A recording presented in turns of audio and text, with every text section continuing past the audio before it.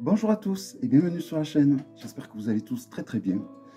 Donc dans cette vidéo, je vais vous présenter un magnifique tarot auto-édité, The Shadow of Tarot Deck Oz. Donc le tarot de l'ombre d'Oz.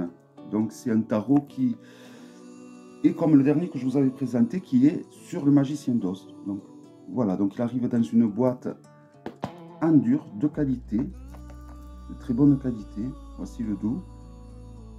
Donc c'est la seconde édition. Ça fait un moment qu'il existe, que je le vois, qui me fait de l'œil. J'aurais dû l'acheter plus tôt, quand il n'y avait pas ce problème d'inflation qui faisait monter le jeu à des prix incroyables. C'est peut-être le dernier jeu auto-édité que je m'achète des États-Unis, je pense. Sauf si je passe par Kickstarter où le prix est un peu plus alléchant, on va dire. Car c'est un jeu qu'il faut compter entre 100 et 120 € s'il n'y a pas de frais de douane.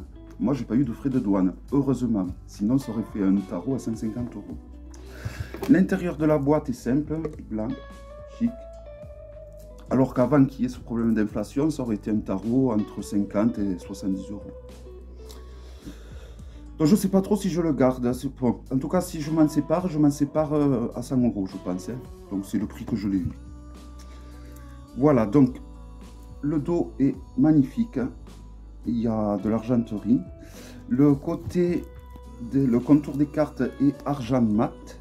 Donc c'est un contour qui va durer dans le temps. Tout ce qui est mat en général, noir mat, argent mat, or mat, c'est des couleurs qui gardent dans le temps. Voilà, et qui survivent au mélange. Il y a un guidebook, donc un guidebook de tout en anglais qui fait, il n'y a pas trop de pages, 77 pages, couverture compris. Voilà, il y a une petite introduction. Je vais regarder s'il y a des tirages. J'ai pas l'impression qu'il y ait des tirages qui sont proposés. Mais si vous avez l'autre tarot d'Oz que je vous ai présenté il n'y a pas longtemps, non, il n'y a pas des tirages qui sont proposés. Mais bon, vous allez voir, c'est un tarot qui suit très proche, il est vraiment sur les pas du rider. Donc si vous avez un rider, que vous êtes habitué à vos tirages, vous pouvez utiliser donc vos tirages.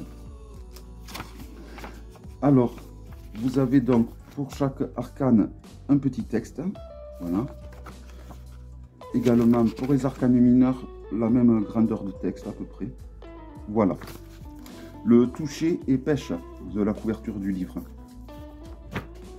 Donc c'est parti pour la présentation. Alors les arcanes sont de très bonne qualité, rien à redire. Elles sont épaisses et souples à la fois. Elles ont ce toucher pêche, mais c'est pas un toucher pêche qui... Bon, je le mélangerai à la fin, mais je pense que c'est pas un toucher pêche, vous voyez. C'est pas un toucher pêche qui accroche. On peut facilement mélanger avec. Bon, c'est des grandes cartes. Hein. Si on les compare à un Grimaud, vous voyez, c'est un peu comme des cartes oracle. Hein. Elles sont plus larges et plus hautes. Donc c'est parti pour la présentation avec le fou, donc qui représente Dorothy, l'héroïne donc de cette saga du magicien d'Oz. Donc le magicien d'Oz est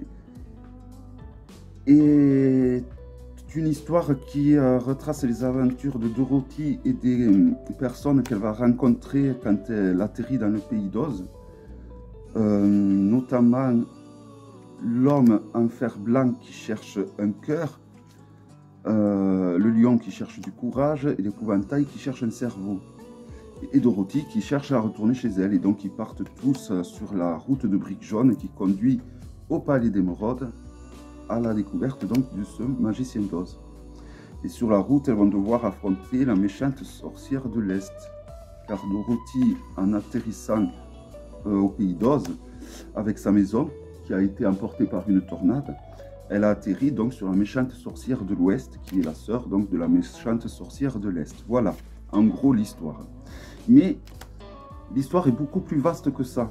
En France, on connaît que cette partie-là de l'histoire, mais il y a encore d'autres mésaventures en fait, qu'on ne connaît pas si bien et qu'on peut connaître davantage donc dans les romans ou dans les livres. Voilà. Donc, évidemment, il est beaucoup plus joli que l'autre que je vous avais présenté. Hein. Les illustrations sont vraiment magnifiques, là.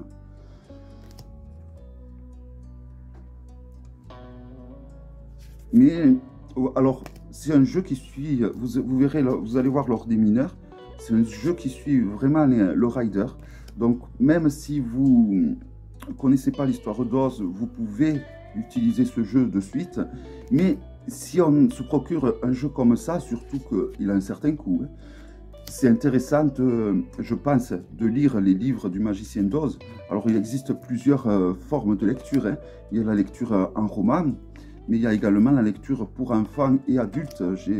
Normalement, je devrais avoir un livre très prochainement, donc qui est suffisant, je pense, pour l'approche de ce tarot et qui peut être lu pour les adultes comme pour les enfants. Je vous le présenterai lorsque je l'aurai.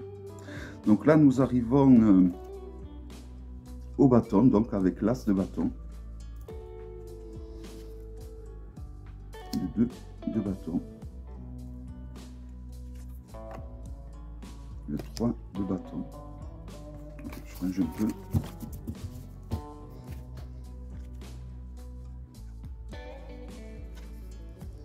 Le 4 de bâton. Je trouve que les illustrations sont vraiment super bien réalisées. Je ne sais pas si vous avez vu la présentation de l'autre jeu, de l'autre tarot sur le magicien d'Oz que j'avais fait. Alors bon, c'est des illustrations beaucoup plus pointues, hein, là.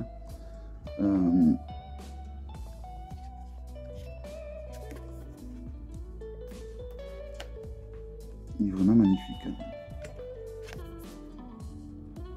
Donc, apparemment, l'histoire du magicien d'Oz relaterait la fameuse... Alors, c'est Sabrina, lors de sa présentation de ce tarot, qui expliquait donc le conte du magicien d'Oz aurait un double sens. Et donc, il parlerait notamment, il ferait allusion à la fameuse crise qu'a connue les ouvriers et les paysans américains aux années 1870, me semble-t-il. La date, je ne suis pas sûr à 100%. Et donc voilà, ça aurait un double sens par rapport à cette crise. Et donc tous les personnages représenteraient sûrement, je pense, les protagonistes principaux de l'époque.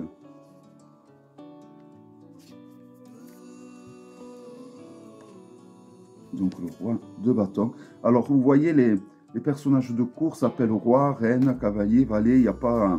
C'est vraiment un jeu, même au niveau de la nomination des arcanes, qui suit le rider. Il y a juste les illustrations qui changent, mais qui graphiquement quand même restent proches d'un rider, je trouve.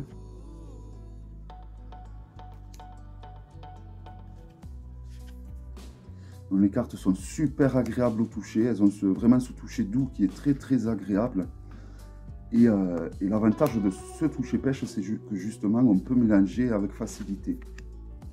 Alors, chaque arcane mineur a un contour coloré qui permet de reconnaître de suite à quel élément elle appartient, ou quelle famille d'arcanes mineurs il est question. Donc là, avec le bleu, il sera question de coupe et d'eau.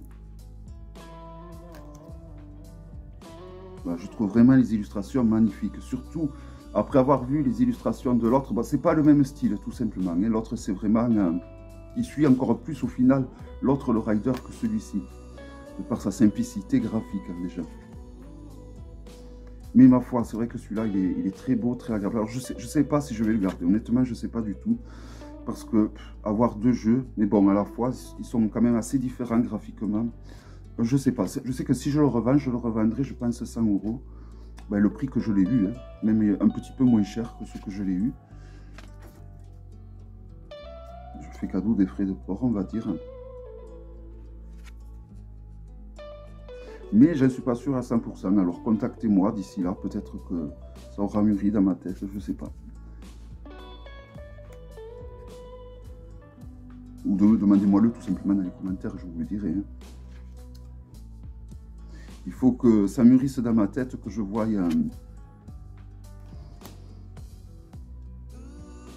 Alors pourquoi j'ai plus envie de garder l'autre que celui-là, vu que celui-là il est plus beau graphiquement? Ben, parce que l'autre, moi je connais surtout le film du Magicien d'Oz, qui retrace donc une période bien précise de ce conte. Et la période qu'elle retrace représente vraiment l'autre tarot. Ce tarot représente vraiment, je pensais que ça représente la totalité de l'œuvre, ou du moins ça va plus loin que le film qui était passé à la télé dans les années, à l'époque de la Seconde Guerre mondiale. Hein. Après ils l'ont repassé tous les ans, mais bon, c'est un film aux alentours des fêtes souvent qui repasse d'ailleurs. Hein. Alors je suis étonné parce que il n'y a pas d'autres films qui ont été tirés, hein, il me semble.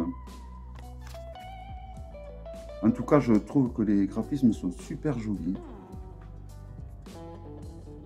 Et surtout, c'est vrai que si on le compare au graphisme de l'autre, l'autre a pris un sacré coup de vieux. Mais comme je vous dis, c'est pas le même état d'esprit.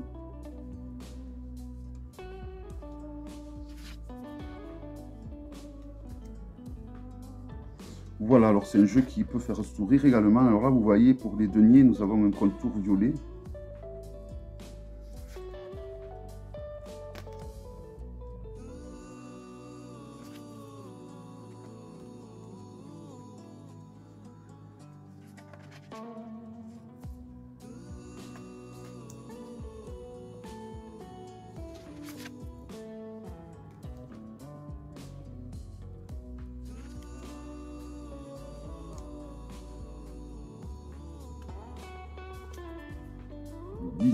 De denier,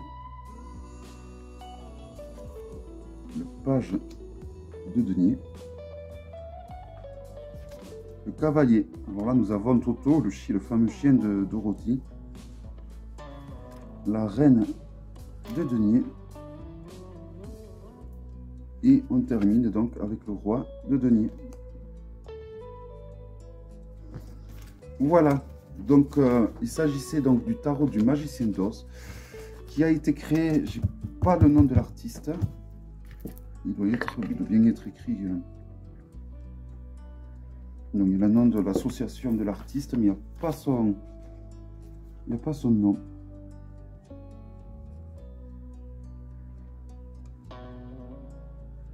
Je ne sais pas du tout. Bon, en tout cas, nous avons là un très joli tarot, d'excellente qualité. Voilà, est-ce que ça justifie ce prix? Je ne sais pas. J'ai envie de dire que non quand même, hein, mais bon, quand on aime, on ne compte pas. Voilà, en tout cas, un très joli jeu. J'espère que cette vidéo vous aura plu et je vous dis à très bientôt pour une prochaine vidéo. Bye bye.